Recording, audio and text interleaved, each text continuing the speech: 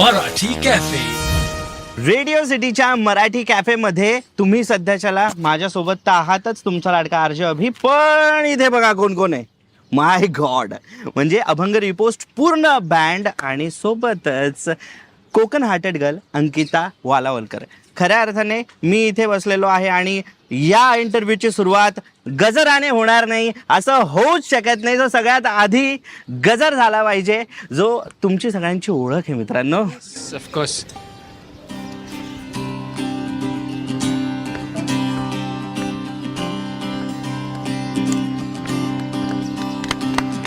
पुंडली कवर देहारी विठ्ठल, पुंडली कवर देहारी विठ्ठल, बोला पुंडली कवर देहारी विठ्ठल, पुंडली कवर देहारी विठ्ठल. एकनाथ नामदेव तुकाराम, एकनाथ नामदेव तुकाराम, एकनाथ नामदेव तुकाराम, एकनाथ नामदेव तुकाराम, निवृत्ती ज्ञानदेव सोपान मुक्ताबाई, नामदेव तुकाराम, जनाबाई तुकाराम, निवृत्ती ज्ञानदेव सोपान मुक्ताबाई, एकनाथ नामदेव तुकाराम, निवृत्ती ज्ञानदेव सोपान मुक्ताबाई, नामदेव तुकाराम, जनाबाई तुकाराम, निवृत्ती ज्ञानदेव सोपान मुक्ताबाई, एकनाथ नामदेव तुकाराम, निवृत्ती ज्ञानदेव सोपान मुक्ताबाई, नामदेव तुकाराम, जनाबाई तुकाराम, निवृत्ती ज्ञानदेव सोपान मुक्ताबाई. एकनाथ नामदेव तुकाराम. विठ्ठल विठ्ठल विठ्ठल विठ्ठल विठ्ठल विठ्ठल विठ्ठल विठ्ठल विठ्ठल विठ्ठल बोला विठ्ठल विठ्ठल बोला विठ्ठल विठ्ठल बोला विठ्ठल विठ्ठल विठ्ठल विठ्ठल.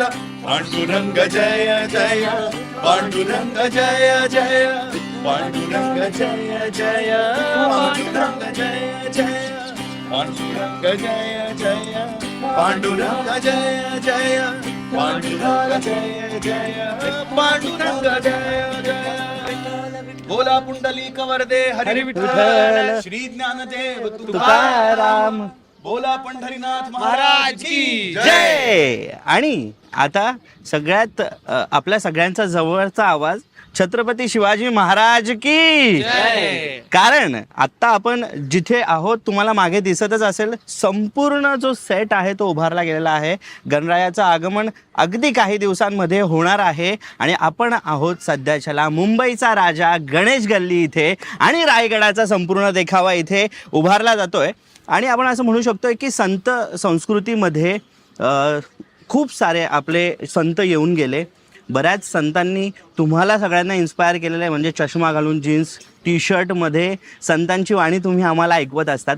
आणि आमच्यासारख्या जनरेशनला, जे म्हणजे आपल्यासारख्या जनरेशनला रिलेट करणारी गाणी तुम्ही घेऊन येत असतात. अभंग रिपोस्ट म्हणून संत तुकारामांचा एक अभंग ओंकार प्रधान, आणि त्याच्यावरती संपूर्ण गाणं रचलं तुम्ही.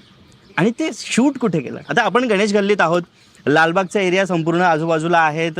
म्हणजे आपण जुन्या मुंबईमध्ये, आपल्याला सगळीकडे छान वाडे दिसत आहेत, सगळीकडे छान चाळी दिसत आहेत, आणि त्या चाळीमध्ये ते शूट केलं गेलं. ते बघायला तितकं प्लेझंट वाटत होतं. मी खाली कमेंट्स बघत होतो आणि इट वॉज सो आउटस्टँडिंग की मलाही असं पुन्हा एकदा चाळीत जायला मिळेल का कुठेतरी असं वाटायला लागलं होतं. ही सगळ्यात आधी कन्सेप्ट कोणाच्या डोक्यात आली होती तुमच्या सगळ्यांपैकी? प्लीज मला सांग. आधी इंट्रोडक्शन झालं पाहिजे. शाळेचा पहिला दिवस आहे असं समजा, आणि कोणीतरी एकाने स्टार्ट करा नावांपासून तुमच्या. मीच सांगतो पाहिजे तर. अजय भावळ, जो इलेक्ट्रिक गिटार वाजवतो. ओके. मी विराज आचार्य, तबला वाजवतो. अच्छा. अंकिता वालावलकर, ती काय वाजवत? काय काय काय काय काय व्हॉट? सगळ्यांची काय? त्याच्यानंतर स्वप्नील तर्फे, जो बेस गिटार वाजवतो. प्रतीश मस्के, जो गातो. Okay. त्याच्या बाजूला दुष्यंत देवरुखकर, जो ड्रम्स वाजवतो. आणि Okay. पियुष आचार्य हार्मोनियम. Great. आणि तुला चाळीत यायचं असेल तर तू माझ्या घरी येऊ शकतो. अरे वा. मी अजूनही चाळीतच राहतो, त्यामुळे बिंदास. Very nice. म्हणजे तुझ्याच चाळीत शूट झालेलं आहे का तर गाणं? नाही, आय विश तसं होऊ शकलं असतं, पण आम्ही Okay. एका दुसऱ्या ठिकाणी गेलो होतो, पण इकडेच Okay. शिवडीला एक चाळ आहे. एरियामध्ये. शिवडीमध्ये अच्छा. आम्ही केलेलं. आणि गाण्याची कन्सेप्ट कोणाच्या डोक्यात सगळ्यात आधी आली होती की आपल्याला हे या गाणं गाण्याने? आम्ही ना मागच्या वर्षी केलं होतं. वर्ष आधी. कारण आम्हाला काय, म्हणजे गाणं तेव्हा रेडी होतं. हा एक्झॅक्टली, Okay. गणपतीवरती काहीतरी करायचं चाललं होतं कंपोज. तर त्यावेळी ठरत होतं की काहीतरी करूया, आणि त्यावेळी मला वाटतं प्रतीशला ते ओंकार प्रधान हे जे आपलं ओरिजिनल आहे ते त्याने ऐकलं, आणि तो म्हणाले की अरे हे तुकारामांचंच आहे, तर हे आपण करूया. म्हणून ते कंपोज करून सगळं करून रेडी ठेवलं होतं. ओके. त्यानंतर 1 वर्ष आम्ही या संभ्रमात होतो की ते नक्की संत साहित्य आहे की कुठल्या एका दुसऱ्या कवीने ते लिहिलेलं आहे. ओके. त्यामध्ये मग नंतर कळलं की अरे तुकारामांच्या गाथेमध्ये ते आहे, तो अभंग तो आहे. त्यामुळे मग फायनली ठरलं की नाही हे गाणं आपण करूया. आणि मग अंकिता भेटली आणि ती म्हणाली की अरे मला पण काहीतरी करायचंय गणपतीसाठी. आणि देन वी डिड इट. सही आहे. अंकिता, मला असं वाटलं होतं की तुझं गाणं आहे म्हटल्यानंतर कोकणात एखाद्या छान लोकेशनवरती शूट केलेलं असेल. आमचं तेच sponsor ह्याला घे. आता मी इथे चुकीचं बटन दाबलं की काय? डिस्कशन चालू होतं. नाही, आता पण आमचं तेच डिस्कशन चालू होतं की आता आपण नेक्स्ट सॉन्ग तिथे करूया. ओके. हे पण आम्हाला कोकणातच शूट करायचं होतं, ओके. पण अगदी कमी वेळ होता, कारण गणपतीच्या आधी गणपतीचं गाणं रिलीज झालं पाहिजे असं बरोबर. होतं आणि खूप कमी वेळात ते गाणं लोकांपर्यंत पोहोचलं पाहिजे. तर त्याच्यासाठी मुंबईतच करायचं. तर मग मुंबईत करायचंय तर मग कुठे करायचं? मग मुंबईचं सगळ्यात जिथे सगळ्या मुंबईकरांचं हृदय ती म्हणजे चाळ. खरंय. मग चाळीत करायचं असं आमचं ठरलं आणि मग आम्ही इथे केलं. पण नेक्स्ट सॉन्ग नक्कीच आमचं कोकणात असेल. मगच ते बॅलन्स होईल ना. हो, ऑफकोर्स. हा, अंकिता, म्युझिक अल्बम मध्ये स्वतः फीचर होणं, गाण्यावरती आणि सुरुवातच गणेशापासून करणं, हे कसं वाटतं? म्हणजे तुला मुंबईचं जास्त झाल्यासारखं वाटतंय की कोकणातलं असल्यासारखं वाटतं? नाही, मी दोन्ही गोष्टी ना, मुंबई आणि कोकण, कारण दोन्हीकडे गणपती तितकेच जवळचे तितकेच असतात. जवळचे आहेत आणि मी दोन्ही जागा पण मला तितक्याच जवळच्या आहेत. कारण हा. एक जन्मभूमी, एक कर्मभूमी, त्याच्यामुळे बरोबर. दोन्ही ह्याच्यामध्ये मी कधीच कम्पेअर नाही करत. पण हे मला सगळ्यात पहिलं जर कुठचं गाणं करायचं होतं, कारण आता तू बघशील तर जेवढे इन्फ्लुएन्सर आहेत किंवा जे कोणी असे पटकन फेमस होत आहेत ते सगळेजण काही ना काहीतरी सॉन्ग करतात. हा हा. आणि मलाही तशी इच्छा होती की मला पण एक सॉन्ग करायचंय. ओके. आणि सगळ्यात पहिलं जर मी गाण्याच्या बाबतीत कोणाशी बोलले असेल तर ते अभंग रिपोज सोबत होतं. अच्छा. यांच्याशीच मी बोलले होते की आपण करूया. ओके. पण ते होत नव्हतं. तोपर्यंत एक मध्ये माझं एक गाणं आलं जे गणपतीवरतीच होतं. आणि त्यानंतर आमचं ठरलं की आता परत आपल्यालाही करायचं तेही गणपतीवरती. सो जी 2 गाणी मी केली ती सुद्धा बाप्पाचीच केली. आणि काय माहिती असंच झालंय, म्हणजे असं काही ठरवून नाही केलं की मी पहिलं गाणं बाप्पाचं करेन. बरोबर. पण जे झालं ते चांगलंच झालं. म्हणजे सुरुवात श्री गणेशा झालाय. सही आहे. आणि सगळ्यात आपण म्हणू शकतो की सेकंड लीड गाण्यातला तिथे बसलेला आहे. म्हणजे खाली कमेंट्स मध्ये बऱ्याच मुलींनी लिहिलेलं होतं की त्याचं नाव काय, एकदा व्यवस्थित लिहून पाठवा आम्हाला. सो प्लीज जरा सांग की गाण्यात एक संपूर्ण बँड जो आहे तो कॉन्ट्रीब्यूट करत असतो, तितकंच सेम कॉन्ट्रीब्युशन असतं.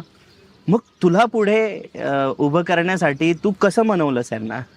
नाही, ॲक्च्युली जर बँड बघायला गेलं तर सगळ्यांचे वेगवेगळे पार्ट्स आहेत या बँडमध्ये. आणि सिंगिंगचं मेन पार्ट माझा अच्छा. आहे. बाकी हार्मोनियमचा पार्ट ॲज विराज सेड की हा वाजवतो, हा ड्रम्स वाजवतो, हा बेस गिटार वाजवतो. तर सगळ्यांचे वेगवेगळे पार्ट्स आहेत. आणि लीड सिंगर असल्यामुळे माझ्या काय ऑप्शन नाही आहे, पण मला ते गाणं हे साहजिक आहे. तर पण असं आमच्यामध्ये कधी काही भेदभाव नाही की ह्याला पुढे करा, ह्याला हे करा. असं काहीच नाही बँडमध्ये कधी. तरी मी दिसेन ॲक्च्युली. तरीही त्याच्यासाठीच कमेंट्स येतील. सो या संपूर्ण गाण्याचं त्याचं लग्न झालंय बाय द वे. अच्छा, लग्न झालंय. तुला काय हे problem हे आहे? याला सांगायचंय हा मुद्दा. हे ह्याचं खरे नाही मित्र आहेत. झालंय. ह्याचं नाही झालंय हे ह्याला सांगायचं होतं. म्हणून ते त्याचं लग्न झालंय. हा, नक्कीच. आपण ह्याला मध्ये पुढे हे असे खरे मित्र असतात. हे ना वेळेवरती माती खातात. पुढचं गाणं स्वप्नील गाणं. बट बऱ्याच लोकांना तुमच्याबद्दल फार कमी माहिती की कसे एकत्र आले तुम्ही सगळे, किंवा मग असा एक ग्रुप ज्यांनी अभंग सोबत करायचे, असं कसं ठरवलं? सो प्लीज सांगा. तुम्ही इंजिनिअरिंग कॉलेजला सोबत होते का सगळे? विराज होता इंजिनिअरिंग कॉलेजला आणि अच्छा. त्याला सोडावा. काहीतरी इंटरेस्टिंग या सगळ्यांचे तोंड बघून वाटतं कोणी इंजिनिअरिंग कॉलेजमध्ये असेल. नाही, पण मला आणि तुला सोडून आम्ही दोघं इंजिनियर आहोत. मी पण इंजिनियर आहे बाय द वे. आणि म्हणून आम्ही इथपर्यंत येऊ शकलो असं त्याला सांगायचं. अच्छा, ओके. पण मग लीड कोण आहे? लीड इंजिनियर संत तुकाराम, संत ज्ञानेश्वर आणि संत एक. असं नाही, आम्ही कॉलेजमध्ये एकत्र होतो. मी स्वप्नील अच्छा. तर आणि काय स्टोरी आहे प्लीज सांगा ना मला. स्टोरी अशी होती की मी, स्वप्नील, विराज आम्ही तिघं एकाच कॉलेजला होतो. पियुष सुद्धा HR कॉलेजमध्ये होता, म्हणजे सेम कॅम्पस मधून. तर आम्ही म्युझिक एकत्र करायचो त्यावेळी. आणि अच्छा, फोक म्युझिकची आवड खूप होती तेव्हापासून.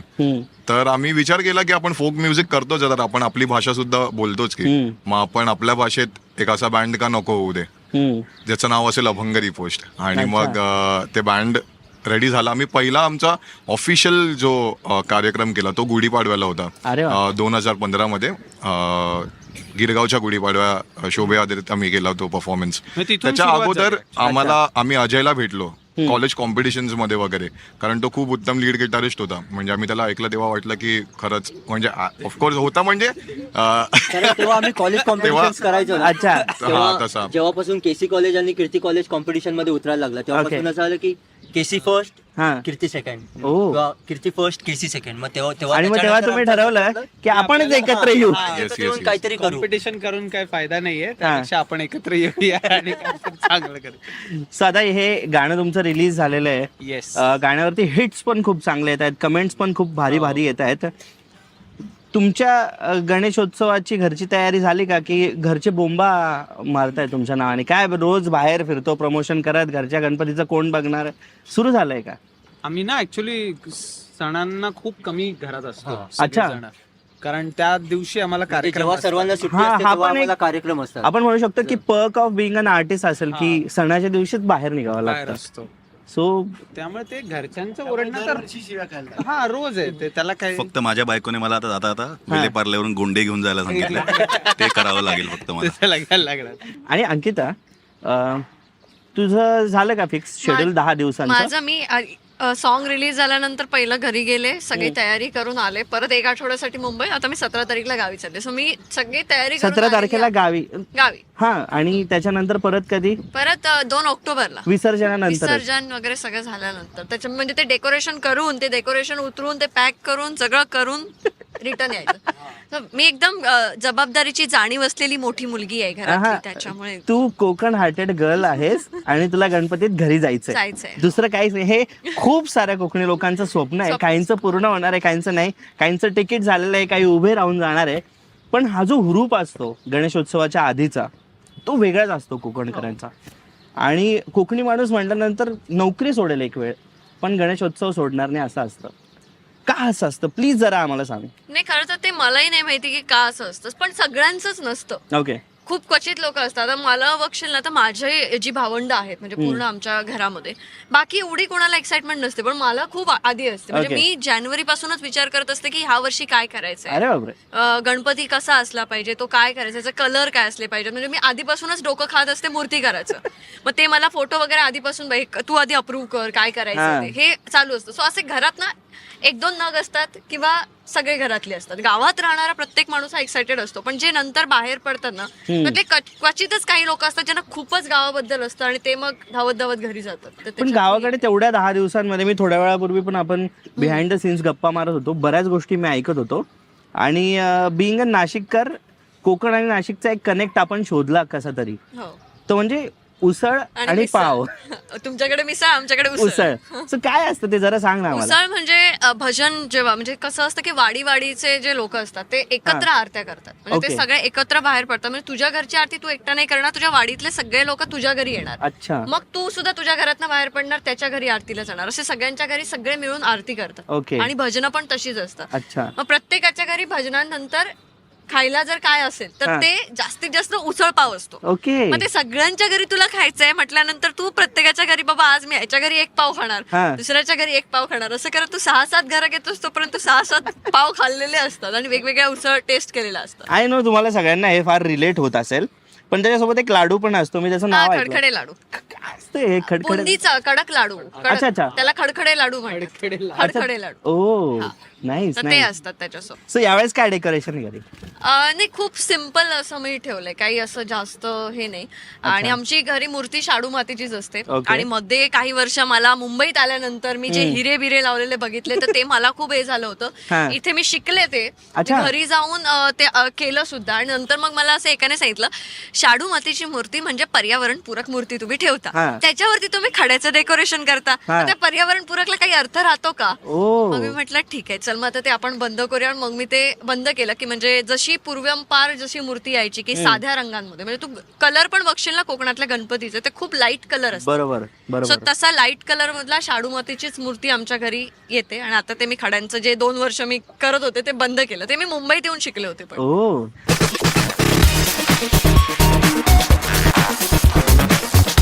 मराठी कॅफे.